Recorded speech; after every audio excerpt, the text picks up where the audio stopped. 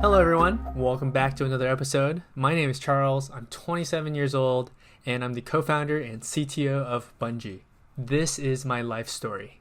Born in Beijing, China, in 1993 during the one-child policy. My parents immigrated to the United States to find a better life, and they brought me along with them when I was around 5 years old. My dad was a software engineer, my mom was an electrical engineer. I was very much in the stereotypical Asian family.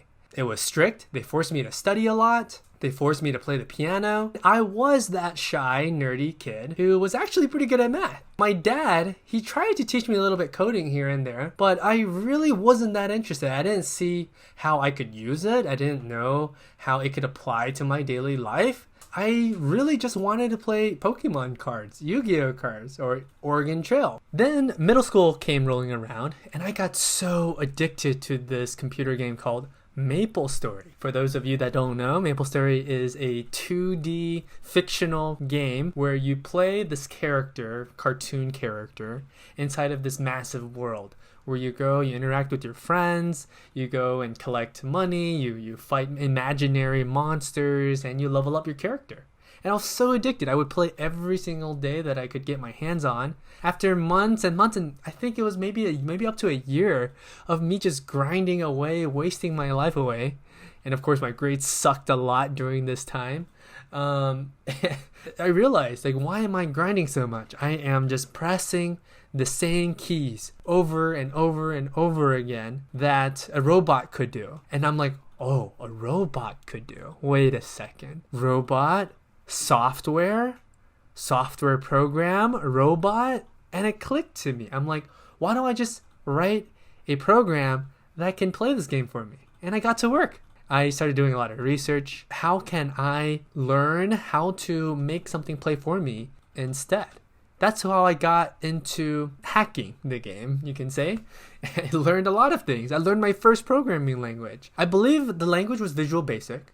I was able to control my character to move and to complete quests for me and play on my behalf when I'm not at the computer. And I kept writing programs for a lot of the games that I played. I got into StarCraft, I got into Counter-Strike, I got into Oregon Trail, got into Dota, and I was even one of the first players on League of Legends, which became massive today. That was how I started to grow a love for computer science. It was actually through video games.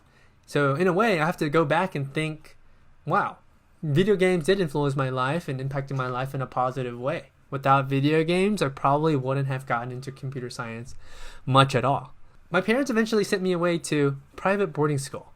Now, I thought it was going to be terrible. I thought it was scary. It became one of the best times of my life. I learned about myself. I learned how to be independent, what my passions were, and I ultimately grew to love computer science even more. I ended up taking the computer science courses offered at my private boarding school, eventually taking the AP computer science exam and passing it and getting credit later on in college. And then, boom, college comes rolling around. I, of course, continued my computer science degree. Now, at this point in time, I wanted to not just learn how to code. I wanted to use my coding abilities and create something cool. I started going to a lot of hackathons. I went to Hack Duke. I went to JP Morgan's hackathon. I went to Tech Draft. A lot of these events, they actually sponsored my entire trip. For example, JP Morgan and Tech Draft, they bought my airline, they paid for a hotel, travel, food, and as a broke college student, I was like, this is the coolest experience of my life. And so, of course, I signed up for as many as I could, and I genuinely loved the experiences. I attended as much as I can, and I ended up winning a bunch of awards. One cool thing is that at Tech Draft, you get to meet a lot of cool people. I met the Winklevoss twins. They were so big. They're so huge. They were just towering over me. I was able to visit a lot of startups. We visited Pinterest. We visited CrowdTilt, to name a few. That really inspired me. I wanted to go and be able to create my own company. I want to create my own tech startup that can really have an impact and make a change in this world. I worked a little bit at Domestics, where we try to offer a summer storage service to all the college students. That didn't really work out very well. I then worked on a 3D LED matrix cube, and I was planning to make a clock out of that and put it on Kickstarter as a campaign. I actually built it out. I did a lot of molding circuitry using the Arduino, and I set up this whole POC done. Unfortunately, on the way back to school that summer, it got smushed in my luggage. I was so sad. So that project failed, and then I just gave up after that. Next project was Unispawn. Unispawn brings together university clubs and companies that are looking to sponsor those clubs. Very simple idea. One platform, bring them together, they find each other. Boom. I actually pitched this idea to our school's incubator program startup semester, and I was so happy when we got accepted into that program. I learned a lot from that program.